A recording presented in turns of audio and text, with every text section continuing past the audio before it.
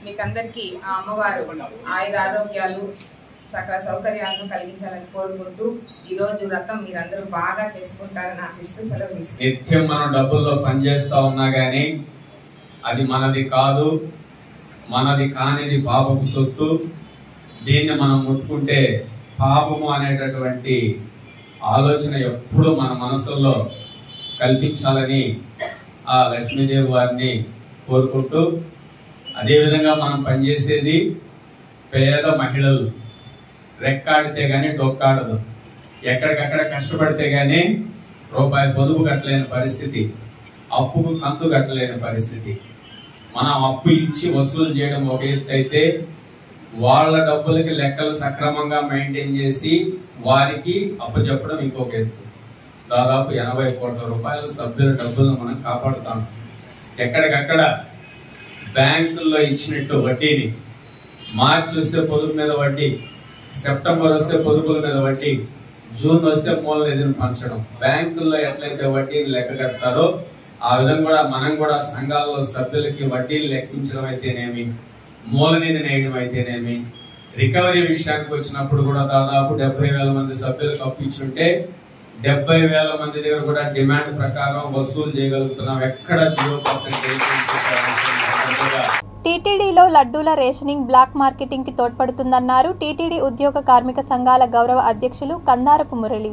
తిరుమల తిరుపతి దేవస్థానంలో నేటి నుంచి అమలు చేయాలని భావిస్తున్న లడ్డూ రేషన్ విధానం చివరకు బ్లాక్ మార్కెటింగ్ కి దోహదపడుతుందని టీటీడీ ఉద్యోగ కార్మిక సంఘాల గౌరవ అధ్యక్షులు కందారపు మురళి ఓ ప్రకటనలో విమర్శించారు. తిరుమల అడిషనల్ ఈవో వెంకయ్య చౌదరి చేసిన ప్రకటన సమంజసమైంది కాదని, భక్తుల మనోభావాలకు భిన్నమైందని ఆయన ఆ ప్రకటనలో పేర్కొన్నారు.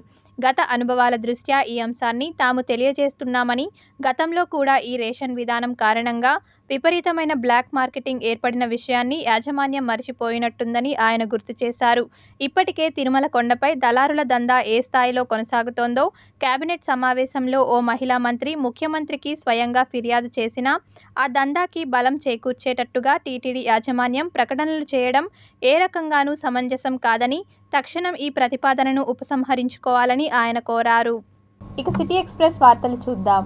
భారతీయ విద్యా భవన్ శ్రీ వెంకటేశ్వర విద్యాలయ తిరుపతి వారు తెలుగు భాషా వైభవాన్ని విద్యార్థులకు తెలియజేయాలన్న సంకల్పంతో తెలుగు భాషా వారోత్సవాలను ఆగస్టు 26 నుండి ఆగస్టు 31వ తేదీ వరకు నిర్వహిస్తున్నారు. ఈ కార్యక్రమంలో ఆగస్టు 30న పాఠశాల ప్రాంగణంలో సంచాలకులు ప్రసంగిస్తూ ఆంధ్రభోజుడు శ్రీకృష్ణ దేవరాయలు తెలుగు భాషకు చేసిన సేవలను వివరించి అష్టదిగ్గజ కవుల గురించి తెలియజేశారు.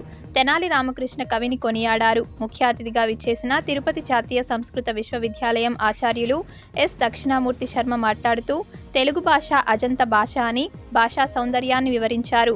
పుస్తక పఠన ఆవశ్యకతను విద్యార్థులకు తెలియపరిచారు. అలిపిరి పోలీస్ స్టేషన్లో ఎస్ఐగా పదవి బాధ్యతలను సుమతి స్వీకరించారు. ప్రజలందరి సహకారంతో ఉన్నతాధికారుల ఆదేశాలు సూచనలతో ప్రజలకు సేవ చేస్తానన్నారు.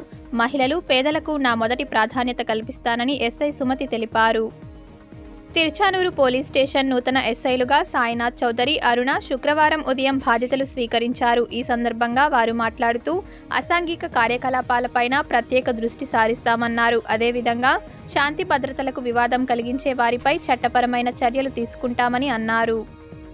గడిచిన 5 సంవత్సరాలు వైఎస్ఆర్సీపీ పార్టీ నాయకులు వాళ్ళు చేసిన అరాచకాలను, దౌర్జన్యాలను ఎదుర్కొన్న తెలుగుదేశం పార్టీ నాయకులకు, కార్యకర్తలకు తగిన ప్రాధాన్యత ఇవ్వాలని దంపూరు భాస్కర్ యాదవ్ మరియు ఆర్సీ మునికృష్ణ కోరారు. విజయవాడ సచివాలయంలో తెలుగుదేశం పార్టీ జాతీయ అధ్యక్షులు, ఆంధ్రప్రదేశ్ ముఖ్యమంత్రి వర్యులు నారా చంద్రబాబు నాయుడుని మర్యాదపూర్వకంగా తెలుగుదేశం పార్టీ రాష్ట్ర కార్యదర్శి దంపూరు భాస్కర్ యాదవ్ మరియు తెలుగుదేశం పార్టీ తిరుపతి 35వ డివిజన్ కార్పొరేటర్ ఆర్సీ మునికృష్ణ కలిసి వినతి పత్రాన్ని అందించారు. నామినేటెడ్ పదవుల్లో తమకు అవకాశం కల్పించాలని వారు ఈ సందర్భంగా ముఖ్యమంత్రికి విజ్ఞప్తి చేశారు. వార్తలు ముగించే ముందు ముఖ్యాంశాలు మరోసారి.